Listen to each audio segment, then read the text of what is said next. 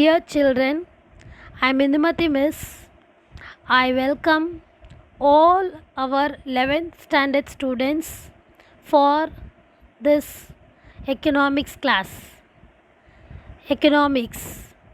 You know about economics already, and the social science you have studied. Here we have a separate textbook for economics. It's one of your subject. So in this we'll see in detail about our economics concept, everything.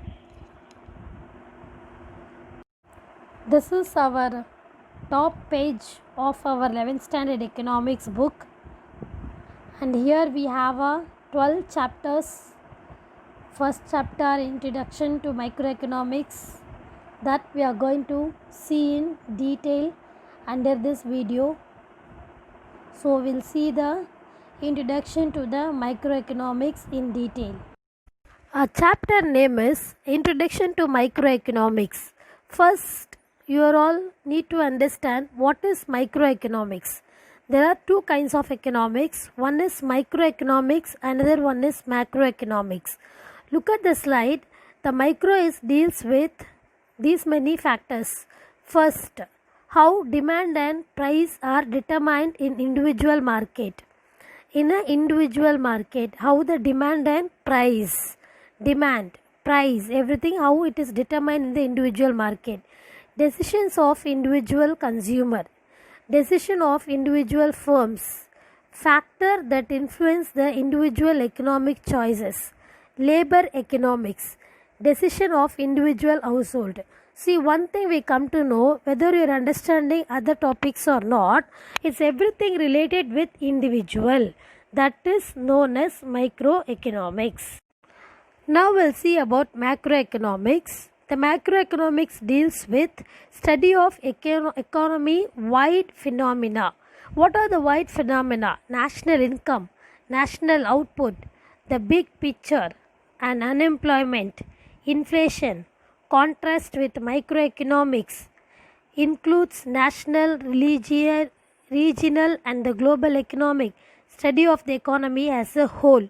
What is macroeconomics? Study of the economy as a whole. We are studying about the country fully, that is national income, a country's income, national output, a country's output, unemployment. It's a very big problem. It's not by the individual, it's faced by the country, and these are all the inflation. Everything deals with the big phenomena of the economy study as a whole. That's why it's considered as an macroeconomics. Now we'll see the difference between microeconomics and the macroeconomics. Look at the slide. Economics. What is economics? How society manages its scarce resources efficiently. The scarcity definition is given by Lionel Robbins, that we not yet seen. We'll see in later. So now this divide into two. One is micro, other one is macro. Micro means focus on individual part of the economy. Household of the firm make decision and how they interact in specific market, how the individual interact with the specific market, how the household individual interact with the specific market is a microeconomics. And what is macroeconomics? Look at the economy as a whole, as an entire, as a one thing. For example, inflation, unemployment, economic growth, all these are considered as a macroeconomics. Now you have a better idea about what is microeconomics and what is macroeconomics. Now we are going to see what is economics and what is the meaning of economics and its nature. We'll see in the remaining slides. First chapter is Introduction to Microeconomics. Economics meaning. First we need to know the meaning of economics. The term or word economics comes from the ancient Greek oikonomikos, means household, and nomos means management, custom or law. See what the first para says. The word is derived from oikonomikos. Before we called economics has been called as a oikonomikos in olden days. And oikos means household. Household means you and I. We are all called as an household people. The one who are all buying, they were all called as a household people. Nomos means management, how they are managing the buyers, that is you and I and everyone is called as a household. The one who are buying the materials are called as an household, or the one who are maintaining the family is called as an household. So how they are managing that, or custom or law, all these are known as economics. The term economics means management of household. So it finally derived as a management of household is nothing but economics. And economics means management of household. The subject was earlier known as a political economy, and it is renamed as economics by Alfred Marshall in 19th century. Economics, its nature. See, what a kind of subject is economics? If you want to know that, we need to come across certain definitions. Definitions means it's a meaning, we can say. It's given by a person. The person is called as an economist. In economics, we will call the person one who giving the definitions, theories, laws, everything. They were called as a economist. Okay. So here we have a 4 definition. First definition is Adam Smith wealth definition. It belongs to classical period. Alfred Marshall welfare definition, that belongs to neoclassical period. Lionel Robbins is given a scarcity definition, it belongs to new age. And Samuelson growth definition belongs to modern age. Now we have the Adam Smith definition here.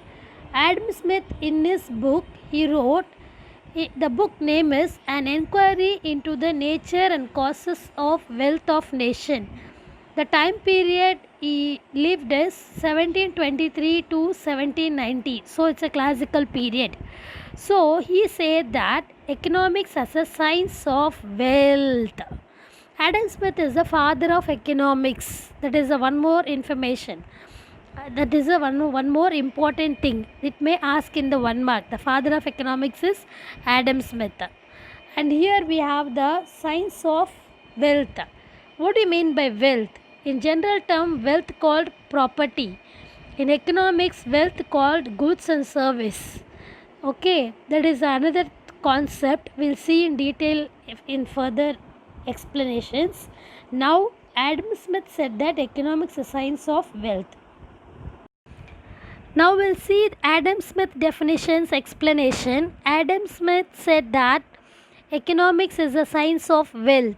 So how one country's wealth is created and how it is increased, it deals with Adam Smith definition. And he said that he considered that the individual in the society wants to promote his own gain, and in this process he guided and led by an invisible hand. See, generally if you take any person, he worked for his own development and his own family benefit, he is working. So if everybody works like this, that's called as it's created by invisible hand. He stated that every man is motivated by his self-interest. Is mean that each person work for his own good, for his own betterment only they are working. One more concept is given by Adam Smith. Smith favors the introduction of division of labor. Let me explain first who is called as a labor. Labor means the one who work in industry, factory, and to build a building. The one who are all working, they were called as a labor. The one who work for wages, they were called as a labor. So division of labor, we'll see this. To increase the quantum of output, quantum, the quantity, quantity of output. If you want to increase the quantity of output, serves competition in factories, and society helps in bettering the product. I'll explain this first. Here if you want to increase the output, then there will be a lot of competition. There are other producers, one who producing the similar product, so there are many competitors are there. If there is a many competitors, the society is forcing for the bettering the product. I need to give my product as a unique than the others product. So now the next sentence is supply force is very active and a commodity is made available to the consumer at the lowest price. So if I want to be a unique one, I need to provide a quantity and the quality, everything should be a good one, as well as my product should be available at a lower price. This is the concept of division of labor. Now, the publication of Adam Smith, The Wealth of Nations in 1776 has been described as the effective birth of economics as a separate discipline. See, Adam Smith wrote his book The Wealth of Nation in the year of 1776. That is the very first book for the economics. So he is a starting point of all the economic theories. He made one separate discipline for economics. So this book is a very important one. Now we'll see the criticism. What do you mean by criticism? Criticism means a good thing in the theory as well as a bad thing in the theory. A right point in the theory and the wrong point in the theory. Anyone can criticize the theory. Any economist can criticize the theory. That is called as in criticism. Okay. So if generally people will say if we get more criticism, then only we can be perfect man. So here also there are some criticism. First point, for Smith, economics consists of wealth getting activities and wealth spending activities. They said about only wealth because the science of wealth, economics is a science of wealth, he says. So he said that it's a wealth, how to create a wealth, how to spend a wealth is economics. Is it a proper one? It's not a proper one. Second one is he give much importance to the material wealth only. There are non-material wealth is also there. For example, a service rendered by a doctor is a non-material one, but it creates a wealth to him. Engineer, it creates a wealth to him. So all the service sector are called as a non-material. Even if there is no material thing, we can promote a wealth that has been neglected here. I give more importance to the material wealth. Third point says that he ignores the human welfare. That is a very important one. See, wealth is important. At the same time, we have to consider our health also. Health means welfare. Okay, the well-being of the people is known as welfare. That welfare has been neglected here. They give more importance to the wealth. Why? The reason is when he made his definition, because he wrote his book in 1776, by that time people gave more importance to the religious, the spiritual values. So that only there is another important criticism is made by two economists, Ruskin and Garley. What they are saying, it's a dismal science. Dismal means it's a dark science. It's not a correct explanation for economics. It's a dismal science. So because it creates a selfishness among the people, it is against to the ethics. So that's why it is called as a dismal science or a dark science. Now we'll go for the second definition. It's a welfare definition. It's given by Alfred Marshall. Because welfare is neglected by the Adam Smith, that's why welfare definition is given by Alfred Marshall. We'll go for the explanation for the definition. Before that, we need to know about Alfred Marshall. He belongs to the period of 1842 to 1924. He wrote his book on, the name of the book is Principles of Economics. He says that political economy or economics is a study of mankind in the ordinary business of life. That's what we can able to understand. What he is trying to say is mankind in the ordinary business of life. We have the business life. In the business life, how the human react, how the human behavior, how the human activity, that is known as economics. Okay, it examines that part of individual and social action which is most closely connected with the attainment and with the use of the material requisites of well-being. See, we know that already the individual activities and the society activities and social action, everything together create a material welfare only, material well-being only, material things only they will make it. Okay, if there is a production they'll make material. Okay, but here what Alfred Marshall said is, one side it's a study of wealth, but another side it's a study of man. Wealth is important, at the same time we have to give importance to the man. This is the definition for the economics, welfare definition of economics. Now we'll see the important features of Marshall welfare definition. Economics does not treat wealth as a be all and end all of economic activities. See, all our economic activities, will come to know further the explanation. Economic activities, buying, selling, spending, and saving, investment, everything is called as a production, distribution, and exchange, everything is an economic activities. So in the economic activities, only by end and starting point and ending point, everything is creating wealth. It's said by the Adam Smith, it cannot be accepted by everyone. Man promotes primarily welfare, not on wealth. Okay, so it promotes only welfare, not wealth. Second point is, it gives more importance to the welfare, not for the wealth. I'll tell you what is wealth: asset, money, property, income. That is called as in wealth. What is welfare? Thinking about the family, work for the betterment of the family, spending time with the family, and development.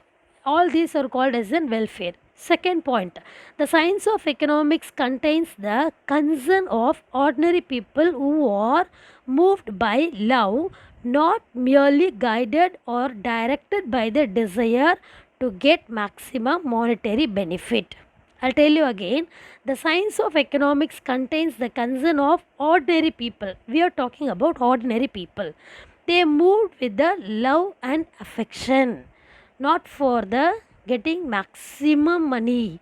They work with the love and affection. See, if there is any disagreement between labor and the owner, definitely a labor cannot accept that owner, the labor cannot work, the owner cannot accept the labor. They don't have a proper relationship between each of them. So here each and every activity moved by the love and affection, not by the accumulating more money. Third point is, economics is a social science. It studies people in the society who influence one another. So it's a social science. It's influence one another. If I take an auto to reach school, I am spending 50 rupees. For the same 50 rupees is the income for the another one. My spending is the income for the another one. So it's influenced by one activity with the other activity. These are all the main features of the Alfred Marshall definition. Now we'll go for the criticism. Criticism means, already I said what is good in the theory and bad in the theory, and what is right in the theory, what is wrong in the theory, what is applicable, what is not applicable, what is ignored, and which is given more emphasis. Everything is called as in criticism. So Marshall regards only material thing. He does not consider immaterial things, such as the service of a doctor, a teacher, and so on. They also promote people welfare. So he said about only material welfare, and immaterial welfare is ignored. Even the service, all the service sectors is also promote the welfare, but there is no economic activities, there is no production, distribution, exchange. These are all called as economic activities, I told already, isn't it? But in consulting a doctor, what he is producing, he is not producing anything, but it promotes the welfare. So it is called as an immaterial welfare. Okay, material and immaterial, we know the difference. So immaterial welfare ignored by the Alfred Marshall. Second point is, in this theory of wages, Marshall ignores the amount of money that goes as a reward for the service of the immaterial service. Immaterial service, doctor, lawyers, engineers, everything we are telling, they're all service. But in that also, there is a money transaction takes place. Amount of money that transaction takes place in the economic activity and in the immaterial services.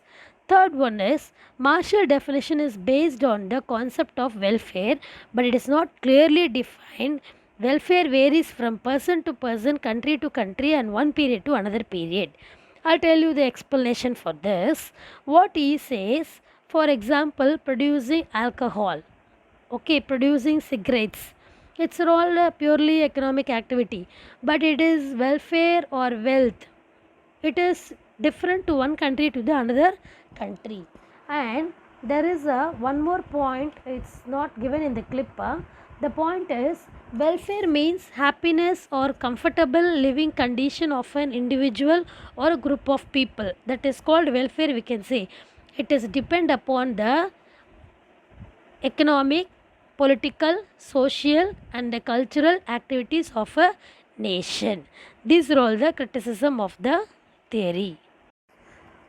Okay, children, from this video, you come to know what is and economics and its nature, and 4 definitions. In that, I explained 2 definitions. One is Adam Smith wealth definition and Alfred Marshall welfare definition. Thanks to all.